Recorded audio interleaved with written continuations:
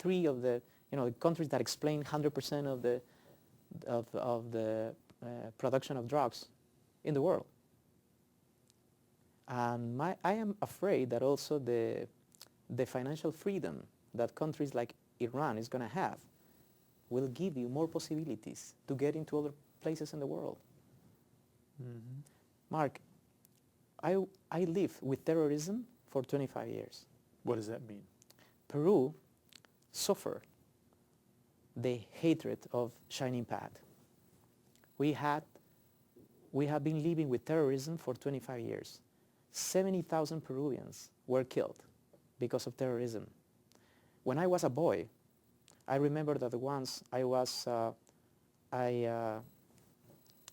in the middle of the night, I just woke up because there was a bomb. And my mom told me, oh, kid, just sleep, it's just a bomb. I was accustomed, Mark, to go to the streets and to the university. And if I found a backpack just, left in a corner, I was scared and I was running from there.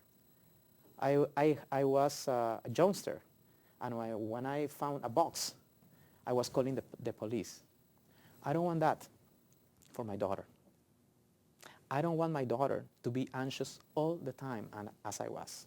Mm-hmm. I don't want my daughter to be scared every single day of their life.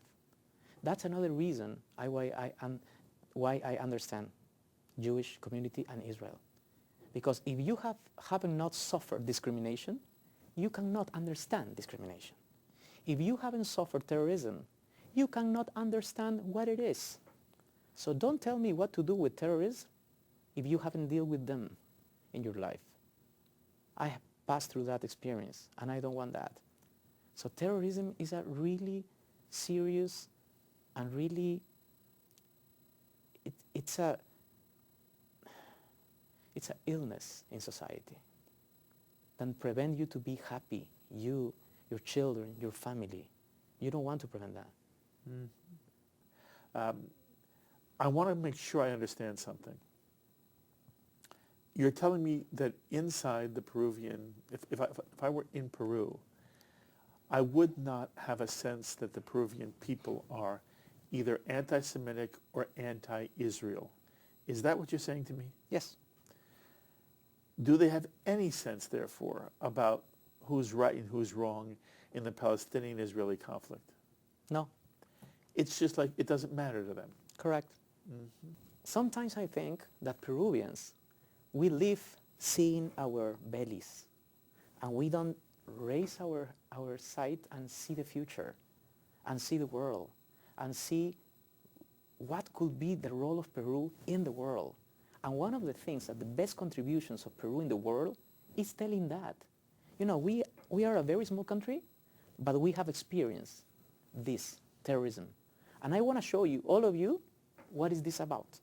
Because I don't want you to get involved in things that you don't understand. Mm-hmm. Live under terrorism is a really serious thing involving families, happy family, children in general. So I think we can expand our experience based on what happened in Peru in the past. It has been wonderful talking to you and meeting you. You're Thank extraordinary. By the way, is there Shabbat in your home with Michelle? Yes. Describe Shabbat for me. What do you love about it? Well, one of the things that we do is we use the candles. Yes. every single Saturday. Friday night? Yes, exactly. And we go with my little daughter, with Claire, and Michelle starts singing in Hebrew. And after the singing, we share the bread, the challah, which we have the huge ones, yes. And we have also the little ones. My daughter cannot eat it yet, but what I love about it is the sense of family. Yes. Is the sense when we are there, we are just the three of us. Yes. And the two candles that we That's beautiful. that we use, and also this is really an intimate space for us every single week, and so yeah. That's lovely. It has been fabulous meeting you. No, Mark, it was a pleasure. I wish you, in Hebrew we say kol tuv v'hatzlacha, goodness and success. Thank you. It would be wonderful, I believe, if one day I could call you Mr. President. And the only thing is you have to promise me